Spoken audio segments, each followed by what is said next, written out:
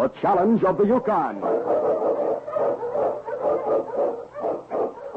On King! On your Malamute!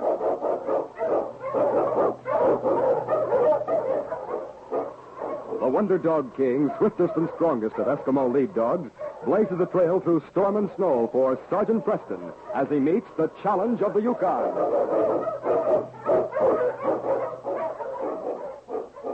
Sergeant Preston was typical of the small band of Northwest Mounted Police who preserve law and order in the new Northwest country, where the greed for wealth and power led to frequent violence and bloodshed.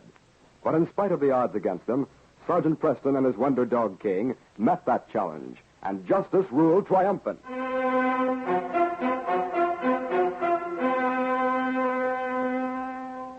In the small frame building that was Deauville City's jail, Sergeant Preston stood facing a prisoner who shrugged his shoulders unconcernedly as the Mountie spoke. It'll go a lot easier on you if you choose to play ball with the law. Save your breath, Mountie. I ain't talking. I'm giving you a choice between hanging and life. We've already got one murder on you, the one you pulled with your gang when you robbed the Hudson Bay post. I'll never hang. That's for a minor's jury to decide. Maybe. Well, suit yourself, McDonald. Thanks. That's what I aim to do. Think it over. You're slated to hang anyway. We'll catch up with the rest of the gang eventually, but if we do it with your help, I can promise you... You don't need to promise me nothing. What I said before still goes. If it wasn't for you and that blasted dog of yours, I wouldn't be in here. You're very generous with your praise. Yeah? But I'll give you a tip, see? I ain't only not going to hang, but I'll never even face a jury. Because I won't be in here that long, Mountie. You seem mighty confident, McDonald, but your luck's about run out. That's what you think. From where I sit, I'd say you're the one that's about run out of luck. And if you stick around long enough, you'll see what I mean.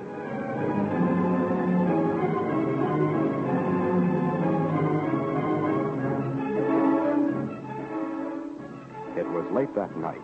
Sergeant Preston walked slowly through the town, King, the great Malamute, following close on his master's heels. Approaching the jail, the Mountie saw the dim outlines of a sled pulling away from the building. March, you Husky, march! Come on, fella! Halt! Halt those dogs! No, boy, you stay out of the line of fire. Who did this? Wait till I see if you're badly... Sergeant Preston. Here, let me help you, Sandy. Ain't no use. I guess they got me. But I filled McDonald with a taste of lead before he... So that's it, huh? I get away from McDonald. Yeah. There was two of them. Got the gun on me and took the keys. When they was getting set to mush, I reached for my gun. Take it easy, fella. No.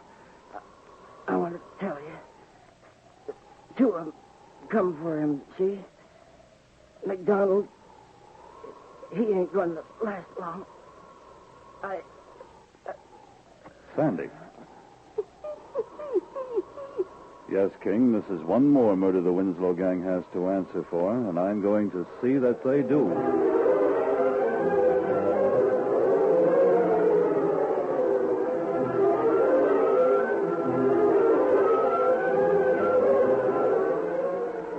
It was late afternoon of the next day, and on the trail miles north of Deauville City... How about making camp here, Win? All right. How you, Husky? How up there? What's the matter, Charlie? Nothing. I just got a feeling I won't be mushing any further with you. That's all. You help him from the sled, Carla. I'll unharness the dog. Oh, sure. Here, come on. All right, you must. Put the hide down. Sit down there, Charlie. I'd have been better off rotting in that jail. At least I'd had my choice of living or dying. Yeah, what's eating you now? I'll get a fire going. You'll be all right. Ain't no fire going to make no difference to me. My luck's running out, he said. Oh, you're talking out of your head, Charlie. Any more of that dry wood left? Yeah, it's on the sled. My luck started running out when I bumped into him. Him and that dog of his.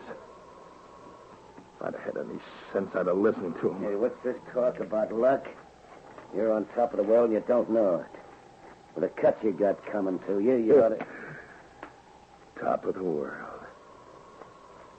Thanks to that Mountie, I'll never see the... Yeah, you got away from the mound. Yeah, sure.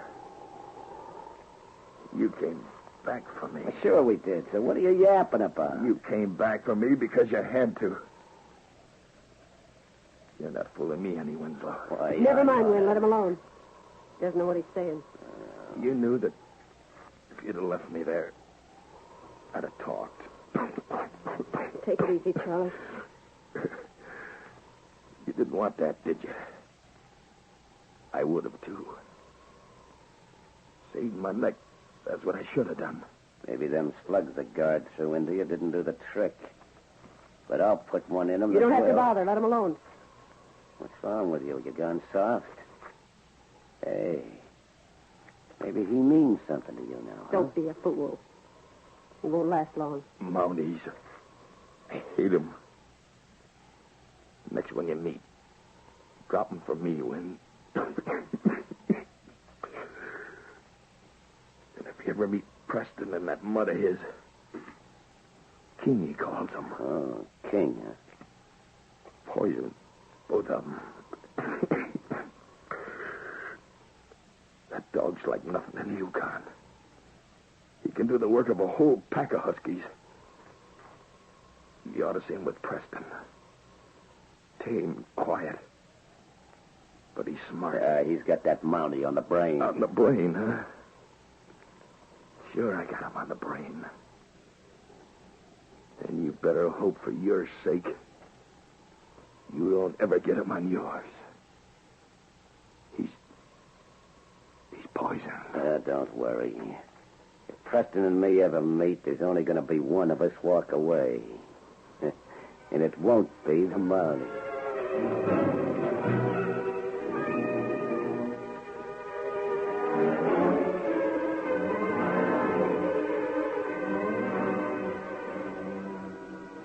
Several days passed. Signs of the early darkness were beginning to cross the northern skies as Carla Peters noticed a campfire ahead on the trail. Why not share that campfire, Win? We might as well. I don't know if I want to take any chance. We'll need another sled, won't we? To carry the stuff from the cave? Smart girl. That's right. Ho, you huskies. Ho there. Oh, Mind if we share your campfire, stranger? Suit yourself. pleasant fella, ain't he? Come on.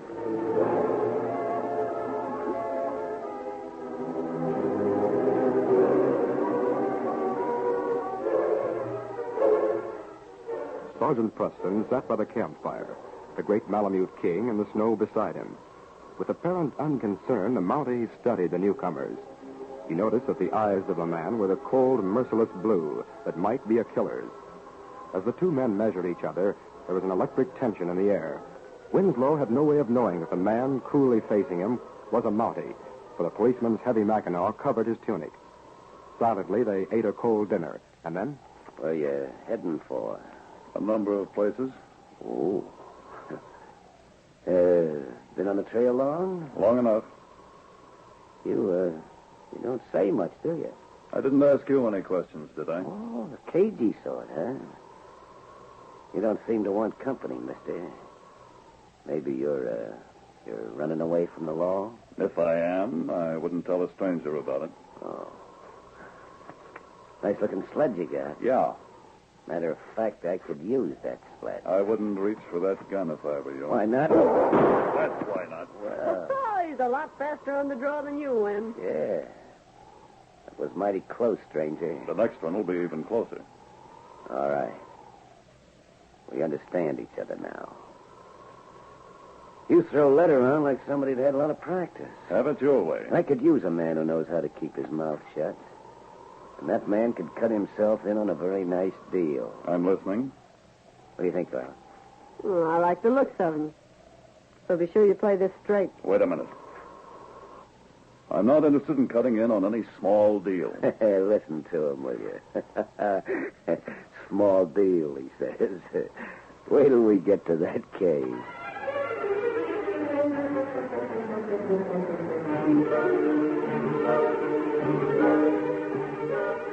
It was 2 days later, and during those 2 days, Carla Peters had turned her attentions to the man that she knew only as Bill.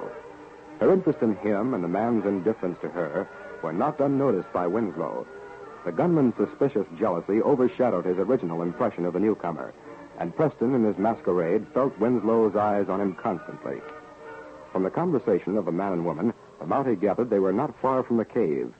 The narrow trail edged itself against a wall. Below it was a treacherous stream rushing dizzily toward the rapids beyond. Be careful how you throw your weight on that turn ahead. Hey, you think you're talking to some chachaco? Take care of your own, Spud. I'll drive mine. Suit yourself. Well, King, old boy, as soon as we can get them with the loot, well... Watch it! Hey, the Spud's out of control! Carla's falling into the water! Pull, you Malamute, pull! Hey, she'll be pulled over those rapids, and I can't swim, Mike. King, old boy. Almost instantly, the great Malamute dove into the icy water. The girl had not yet been caught in the current, but as she looked beyond to the spray rising from the rapids, her terror mounted, and instead of swimming, she splashed about uselessly, struggling to keep her head above water. That's it, King.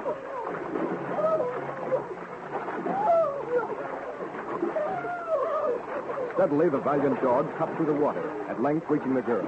Carefully, he buried his fangs into her water-soaked mackinaw and prepared to pull his burden to safety.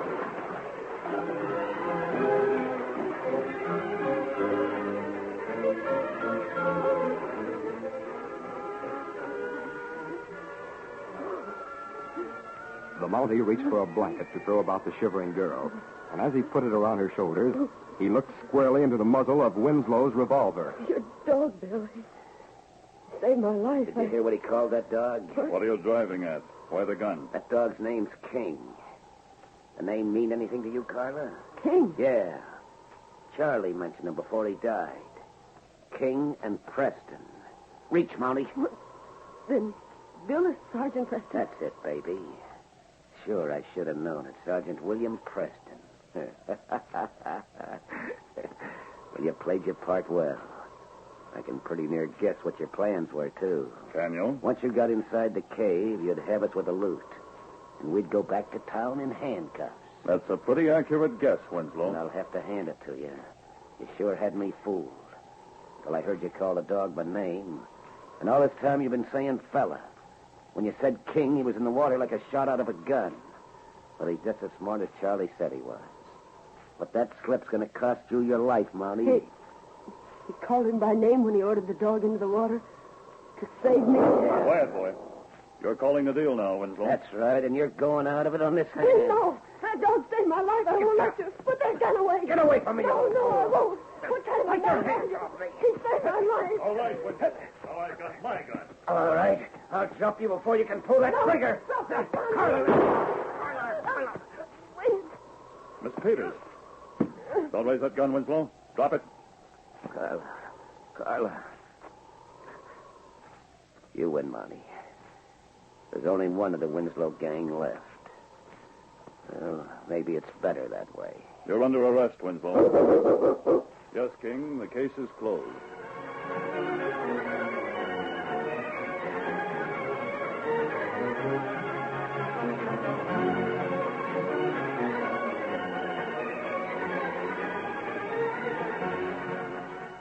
These copyrighted dramas originate in the studios of WXYZ Detroit, and all characters, names, places, and incidents used are fictitious.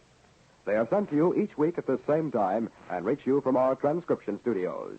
Al Neal speaking. This is the Michigan Radio Network.